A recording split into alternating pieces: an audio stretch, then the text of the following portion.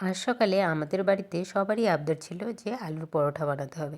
তার জন্য আমরা দু বউ তো একেবারে রেডি হয়ে গেলাম কোমর বেঁধে পরোটা বানানোর জন্য।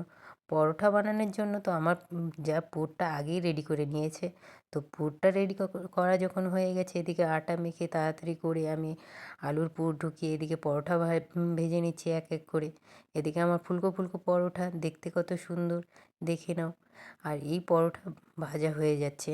এরপরে আমার শাশুড়ি মা ফট করে বলে উঠল যে, "আমি কিন্তু ঘি দিয়েও খাবো না, আমি তেল দিয়েও খাবো না, আমাকে শুকনো করে ভেজে দিতে হবে।" তো ওনার জন্য আগে কয়েকটা ভেজে নিয়ে ওনাকে দেওয়া হয়ে গেল। এবার এবার আমার দেওর আর আমার বরমশাইয়ের জন্য প্লেট সাজানো হচ্ছে। আমার যা এদিকে দুজনের জন্য প্লেট সাজিয়ে দিচ্ছে।